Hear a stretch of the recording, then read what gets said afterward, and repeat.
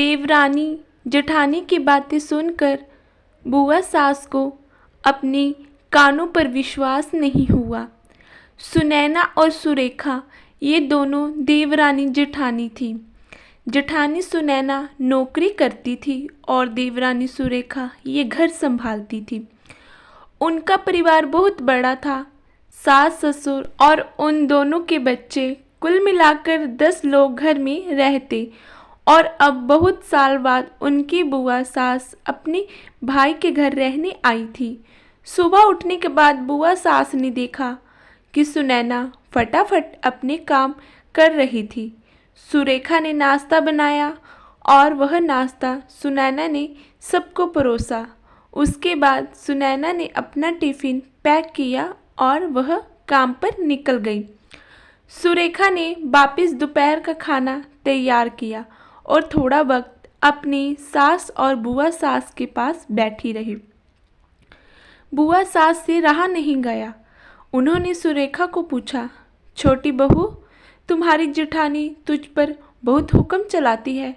सुबह से देख रही हूँ रसोई घर में अकेले ही काम करती हो और वह महारानी दिखावा करने के लिए नाश्ता परोस रही थी, जैसे कि उसने ही नाश्ता बनाया हो।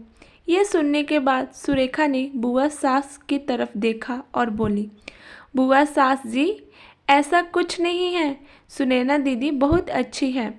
बुआ सास बोली, तुम बहुत भोली हो सुरेखा, मुझे सब समझ में आता है। मेरे बाल धूप से सफ़ेद नहीं हुए हैं। सुरेखा से अब रहा नहीं गया। वह बोली, ऐसा नहीं है बुआ जी, आपको सुनैना दीदी ने सबको नाश्ता परोसा, वह दिखावा नहीं कर रही। यह आपको नहीं दिखा कि दीदी ने मुझे ज़बरदस्ती सबसे पहले नाश्ता दिया और चाय भी दी। वह रोज़ मुझे ऐसे ही सबसे पहले ही नाश्ता दे देती है, नहीं तो सबके लिए नाश्ता करते करते मैं खुद नाश्ता करना भूल जाती हूँ। दीदी मेरी कितनी चिंता करती है। दीदी सुबह जल्दी उठकर मंदिर साफ करती है, फूल सजा कर रखती है और मुझे अपने उठने के 1 घंटे बाद उठने के लिए कहती है। शाम को आते समय बाजार से सब्जी भी लेकर आती है, क्योंकि हमारे मिस्टर रात को देर से आते हैं और मम्मी जी को सुनैना दीदी ने बाजार में जाने को मना किया है, क्योंकि अब उनकी उम्र 60 साल से ज़्यादा हो गई है।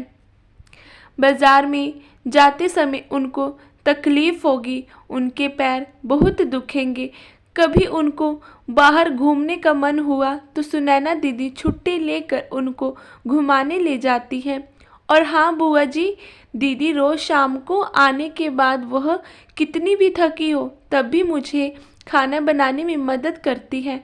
वह मेरी बड़ी जेठानी ज़रूर है, मुझे अपनी छोटी बहन ही समझती है और मैं उनको अपनी बड़ी बहन समझती हूँ।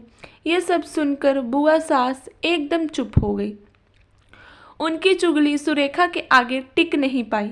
शाम को सुनैना सब्जी की थैली सुरेखा के पास देते हुए बोली, सब्जी के साथ तुम्हारे मनपसंद लेखक की किताब भी है उसमें।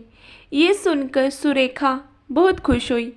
सुनैना को थैंक यू बोलकर सब्जी की थैली किचन में रखकर वह रूम में चली गई। उतने में बुआ ने सुनैना को आवाज़ दी, बड़ी बहू जरा यहाँ आना। वह बोली, सुनैना तू इतनी मेहनत करके पैसे कमाती है और ऐसे फालतू की किताब खरीद कर मुफ्त का खर्चा करती है, वह भी अपनी छोटी देवरानी के लिए। वो ऐसे भी घर में बैठकर करती क्या है? तुम दिन भर मेहनत करती हो और वह घर में आराम करती है। इस पर सुनैना हंसकर बोली, क्या बुआ जी, आराम? और सुरेखा, उसे तो कहने पर भी वह आराम नहीं करती। सुबह उठकर बेचारी काम करती रहती है। सबका मनपसंद खाना, मेरे और अपने मिलाकर 4 बच्चे का टिफ़िन सब वही तो करती है, और तब भी उसके चेहरे पर हमेशा आनंद ही दिखता है। सुबह की चाय पीने के लिए उसके पास वक्त नहीं रहता। दोपहर को जब बच्चे घर आते हैं तो उनका खाना, होमवर्क सब वही देखती है। इसलिए मुझे बच्चों की टेंशन नहीं होती और इसलिए ही मैं ऑफिस में मन लगाकर काम कर पाती हूँ। कुछ दिन पहले ही मुझे प्रमोशन मिला है। इसके अलावा मम्मी जी पापा जी की दवाइयाँ कब ख़त्म हो गई और कब लानी है वही ध्यान में रखती है। घर में कोई मेहमान आए तो उनकी मेहमान नवाजी भी वही करती है। बुआ जी, घर और बच्चे संभालना छोटी बात नहीं है। इतना सब सुनकर बुआ जी उनकी तो बोलती ही बंद हो गई। सुनैना कभी कोई शिकायत नहीं करती, वह सब काम कर लेती है। वह सिर्फ पढ़ना पसंद करती है। फिर मैं मेरी छोटी बहन के लिए इतना नहीं कर सकती? मैं नहीं करूँगी तो फिर कौन करेगा? इतना बोलकर सुनैना अपने रूम में चली गई। ये सब बोलना सुनैना की सास पीछे खड़े होकर सुन रही थी। वह बुआ के पास आई और बोली, जीजी, ये दोनों देवरानी जेठानी ज़रूर है, लेकिन उनका रिश्ता तो 2 सगी बहनों से ज़्यादा पक्का है। मेरे घर की मजबूत दीवारें हैं ये दोनों बहनें। पहले मैं भी एक बुरी सास थी, हमेशा इन दोनों में झगड़ा लगाने का प्रयास करती थी, पर ये दोनों बहनों के आगे मैं भी हार गई। वैसे भी झगड़ा लगाकर नुकसान तो हमारे ही घर का होगा ना। पर यह बात बुआ को समझ में नहीं आई। रुदन करते हुए कमरे से बाहर चली गई, क्योंकि उन दोनों में झगड़ा लगवाने के लिए ही तो वह आई थी। पर सुनैना और सुरेखा, इनकी जैसी 2 समझदार देवरानी जेठानी के बीच झगड़ा करवाना बहुत मुश्किल था। तो दोस्तों, सुनैना और सुरेखा, इनकी जैसी समझदार देवरानी जेठानी जिस घर में होंगी उस घर का कोई बुरा नहीं कर सकता। जिस घर में ऐसी बहुएं होंगी वह घर स्वर्ग बन जाएगा। दोस्तों, देवरानी जेठानी की सुंदर देसी कहानी आपको कैसी लगी? कमेंट में ज़रूर बताइएगा।